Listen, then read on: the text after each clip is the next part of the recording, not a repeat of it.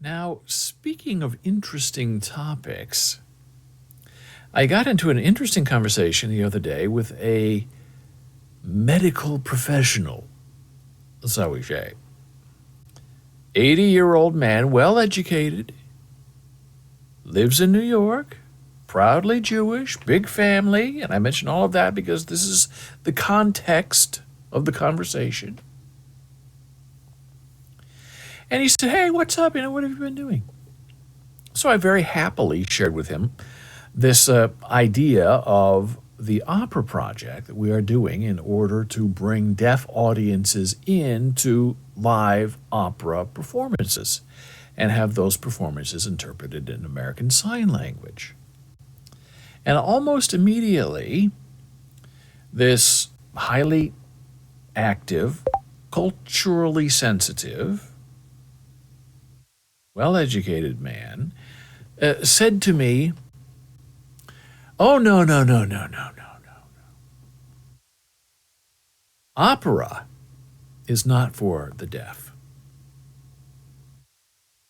And I was really sort of surprised and taken aback as I sat there and I started to get uncomfortable. Not really angry or mad because I've heard it all before, but surprised and a little bit disappointed.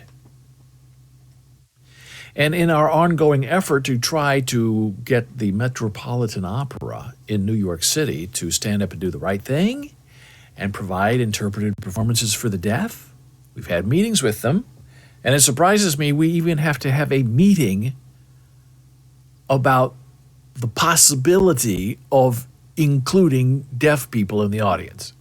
To me, the meeting should be, hey, we're having a meeting because we need to fix this. Let's do it. Let's put on a show. But no. Well, people are complaining. Well, the opera.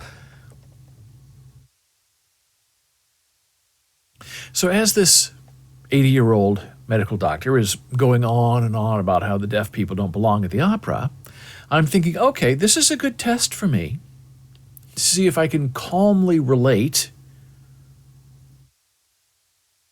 why this very intelligent, smart, kind man is so wrong. Because this is probably the same kind of conversation that we're going to have with opera companies locally, across the nation, and all over the world. The deaf don't belong at the opera. The opera is not for the deaf. So I asked my doctor, I said, this certain doctor, why?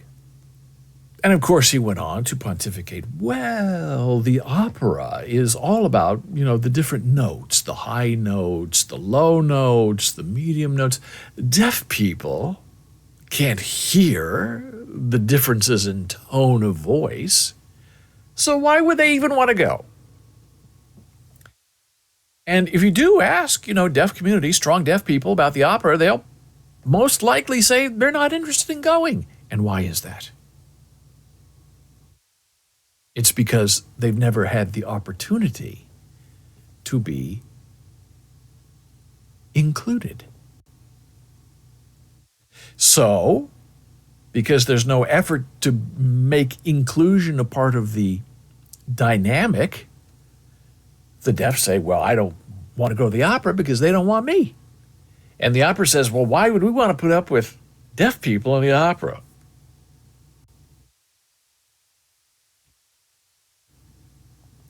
Now, we don't believe in separate but equal anymore here in the United States. Some people try to press that, and some people don't. And this whole, by the way, Donald Trump thing, is very interesting. And how he's being tried on,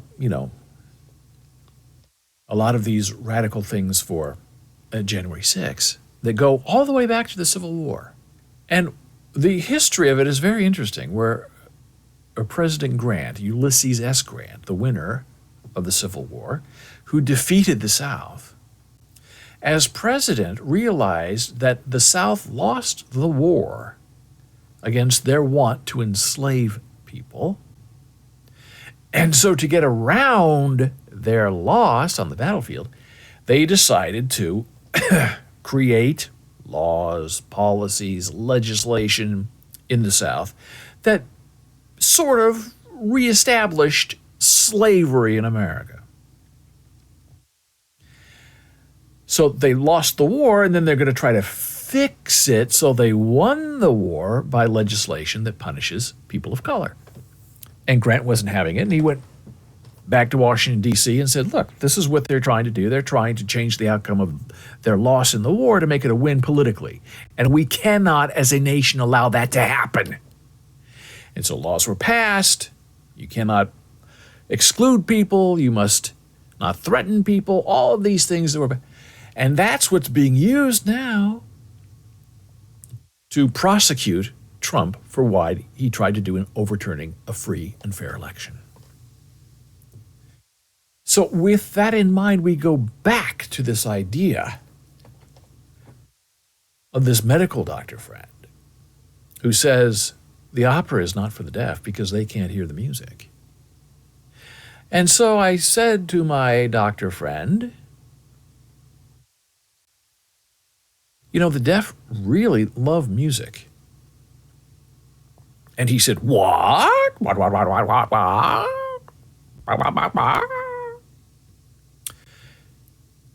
And I said, yeah, it's true. Deaf people especially like music that thumps. And deaf people communicate with their eyes. They hear through their eyes. So if you're going to the Grand Opera with big sets and big lights and big stages and singing that is being interpreted visually with hand shapes and facial expression, it becomes a full, immersive experience for deaf people at the opera. And he kind of looked at me like he was, thinking, and he's very declarative. He knows this, he knows this, he knows this, bump, bump, bump. That's it. Conversation over, because he's old and he knows. And so we continued our conversation, and I did not say this to him, but I'm saying it to you now. If other people had that idea that he expressed to me, that deaf people do not belong at the opera because they cannot hear the music, why wouldn't someone try to say, and a lot of people did say, about people like, say, Helen Keller, who is blind and deaf? If you were to follow that thought pattern, the deaf don't belong at the opera because they can't hear it, then wouldn't you also say, well, people like Helen Keller, well, they can't see,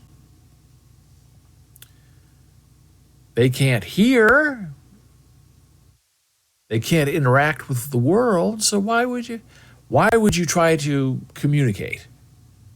Why would you bring in an Anne Sullivan to take this disabled person and make them a part of the world in which they could contribute interesting, thoughtful books, phrases, and experiences? Because it's the same thing. So I'm very grateful that we don't have people who say, oh, Helen Keller doesn't belong in the world because she can't hear it and she can't see it. So we're just going to leave her over there in the corner where she can just sit in her own mind for the next 50 years until she dies. That's the thinking that goes into saying, oh, the deaf don't belong at the opera. Even though they can see and feel vibrations, because they can't hear these subtle differences in tone, which can be related visually, we don't want them at the opera. So I, sort of made some of these comments to him at the end of our conversation. He said, well, you've given me some things to think about. Now, when I go back, is he going to bring this up and say he thought about it? No. Am I going to bring it up and ask if he thought about it some more? No. Why? Because I know he doesn't like to be wrong. Secondly, I don't know if he really cares. I think, there are people who just like to pontificate. This is the way it is. Deaf people do not belong at the opera. Thank you for giving me something to think about. But I do know that people who run opera companies, there are probably people in an opera company who have that mindset because they don't know any better. And they're well-educated and well-trained and culturally sensitive. And to be really crass about it, you could say, well, historically, operas have only been for white people. Because they were written by white people, starring white people. So people of color who want to be in an opera, why? It's not historically accurate. It's not for them. They have their own culture, their own way of being participated.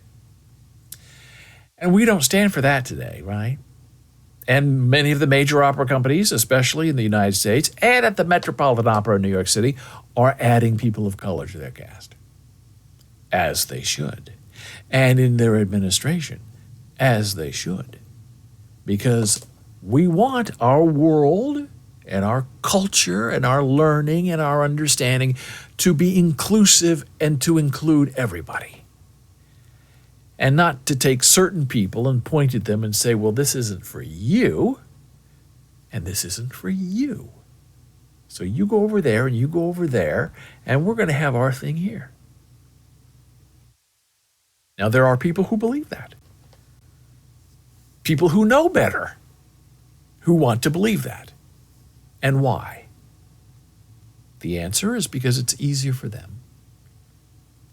It's not an easy thing to go to the Metropolitan Opera in New York City and say, we're going to have interpreted performances. The cast has to be on board, the conductor, the musicians. It's a big thing. Yes is hard. No is very easy. No is no thank you. We don't need it. The deaf don't belong here. People of color, well, historically, we lost the Civil War, but we can pass legislation and we can gerrymander so we can get the same result as if we had won the war. And we need more people like General Grant to stand up and say, that's not happening. You lost the war, you're wrong on the facts, and now we're going to have to pass legislation, federal legislation, because of you and because of what you did to people. It's a nasty, treacherous, awful thing. And we can only try to become better for it and because of it, in order to try to fix what has been broken by ill-thinking people. And then we're going to take a very brief break, returning in just a moment.